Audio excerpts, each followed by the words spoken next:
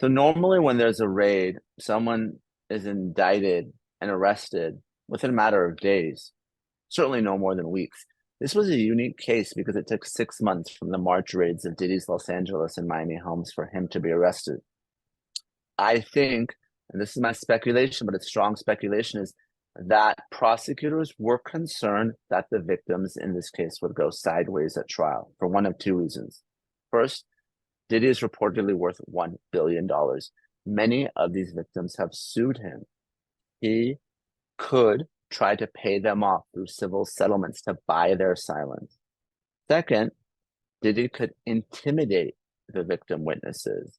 They may be scared to testify at trial. So I think the reason it took so long for this indictment to come down is that the U.S. Attorney's Office wanted to put these victims before the grand jury, have them testify under penalty of perjury, lock in their testimony so something doesn't happen at trial. I don't think it took 6 months for the agents to review the electronic evidence that was seized from the homes. And this is the type of case that will certainly go to trial for a couple of reasons. There's really no deal that the U.S. Attorney's Office can offer, and it's certainly not one that Diddy will accept. It would involve decades in federal prison. We're talking about mandatory minimum sentences of 10 years for both the drug charges and the sex trafficking. So we know that Diddy has fought charges before. There were state charges, there were gun related, the nightclub shooting with J-Lo, but he's going to dig in his heels, and this case is going to trial. So if you're prosecutors, you really want to make sure that your evidence is bulletproof before you go down that route. That's why I think it took so long.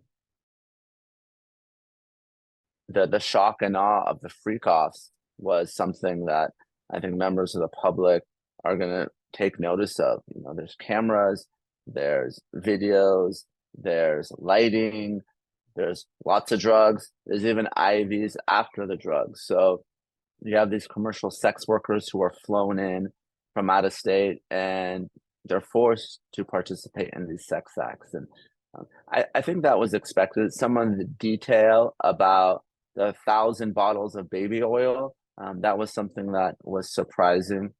But a lot of this was what we expected because when Cassie first filed her lawsuit in November, she talked about being forced to participate in these sex acts and Diddy videotaping her. So a lot of that was consistent, but the level of detail in the indictment and then the force that was used upon these women, these victims, to continue participating in these acts and afterwards to not cooperate with law enforcement. I think that was my biggest takeaway reading the indictment.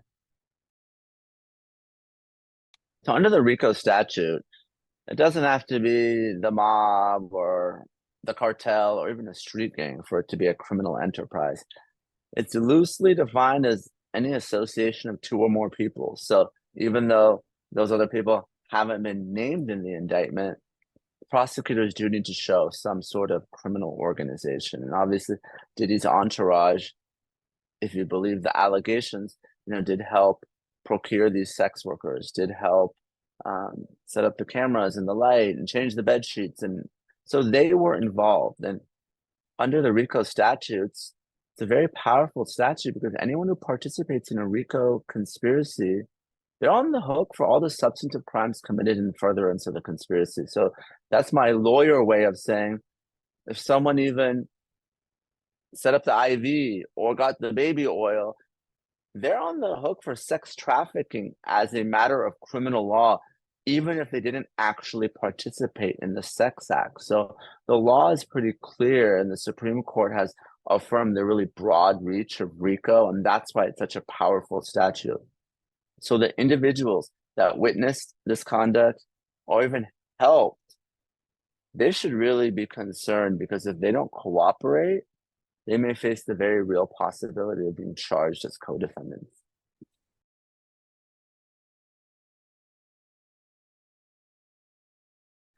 Sex trafficking involves sex, the transportation of someone for the purpose of sex, but importantly, force, fraud, or coercion. That's what differentiates consensual sexual activity between adults and sex trafficking. Now, if minors are involved, that is per se trafficking because minors, under the law, they can't consent and force is presumed.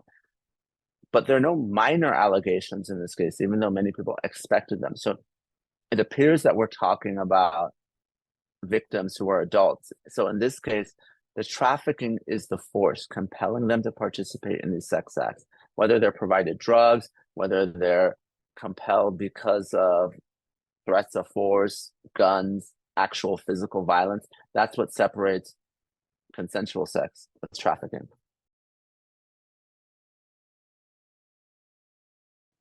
This can go in one of two directions: more defendants or more charges. More charges would be other individuals who have come forward or gun charges. But really, I think what we're looking at here are potentially more defendants, especially anyone who tried to dissuade a witness from testifying. I think that's what's going to be key here. And one of the reasons that this case is delayed. Now, obviously, very different. I'm not trying to compare the two, but one of the big issues in the R. Kelly case was that he tried to prevent the victims from coming forward. He tried to get them to change their testimony. And it appears, according to this indictment, that Diddy tried to do the same, and there's some recorded calls of him doing so.